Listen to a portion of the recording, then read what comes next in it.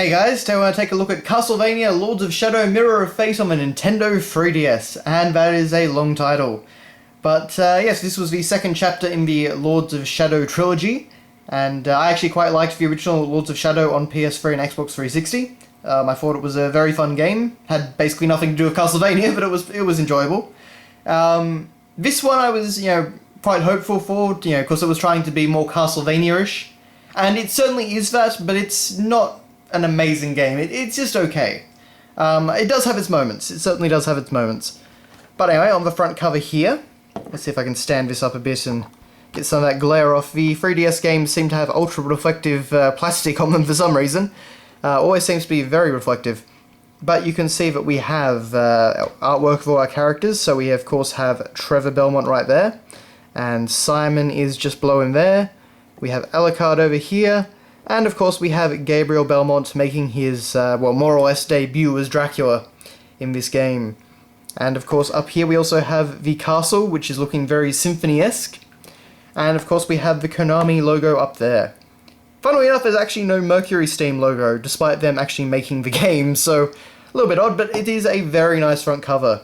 Looks, very good compared to some other games on the shelf.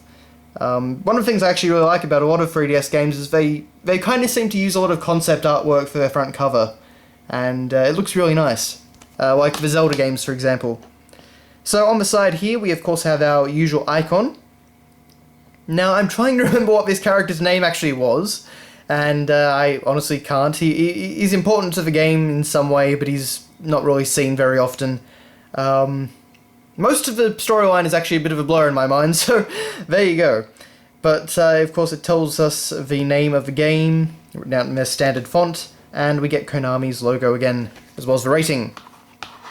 Now, on the back here, let's see if this is a little bit less reflective. It is, good. We actually, weirdly enough, seem to have an untextured red chain, which looks very, kind of a bit cheap to my eyes, but I guess they're just being stylistic. Stylistic, is that a word?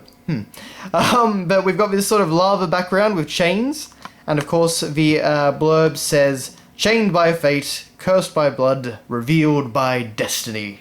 And it gives you a little rundown of the story and what you can expect from the game. As well as, of course, some Best of E3 awards, which is certainly quite interesting. So we actually get some screenshots, of course, of the game, and to their credit, it's actually all, in-game graphics. It's not any of the special cel-shaded cutscenes that the game has, so trying to give a rundown of the genuine graphics, I guess. And while it did look good, it certainly could have it was rough. It certainly could have used some polishing up in a few places, particularly cutscenes and special kills. But anyway, now this is of course the cartridge, and it is quite possibly the most boring cartridge I have ever seen in my life.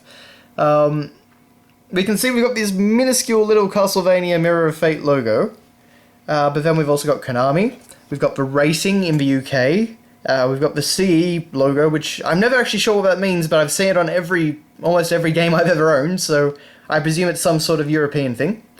We've got the, the barcode, of course, or not the barcode, but, the ID code, I guess. We've got licensed by Nintendo, we've got a Nintendo seal of something or other. We've got this bit here, which I think is in French. And, this is a genuine Australian copy, as you can see by the MA rating. And, it's weird what we get in this country sometimes. But that's all that, anyway. Now we actually do have a few things to look at. So, we have our Club Nintendo card.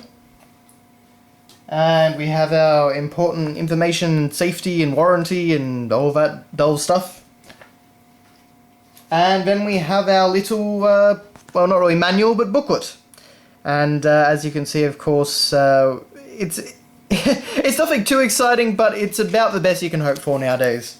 So if I open this up, we have a little thing about going to the website and getting help. And over here we have control summary.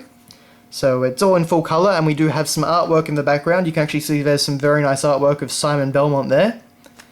It goes through the top screen and the touch screen. We've got stuff on health fonts and saving the game. as well as also the electronic manual. And then we actually get a rundown of the map. And coolest of all, in my opinion, we actually get renders of all the playable characters. So I can't actually fold this the other way, sorry, so please bear with me. But as you can see, it's actual renders of their in-game models, and it all looks pretty good. It's a nicely presented little booklet for what it is. And as I said, that's basically all you can hope for nowadays, so I appreciate whenever they put in any sort of artwork, honestly. But that is your look at Castlevania Mirror of Fate on Nintendo 3DS. And as I said, it's an okay game. Nothing amazing, but certainly not bad either. If you're a Castlevania fan, you might find some enjoyment in it. But I think if you're a major Symphony fan, then you probably just want to stick with the DS outings. They're certainly much more in that vein than this game is. But yeah, so thanks a lot for watching, guys, and I'll see you next time.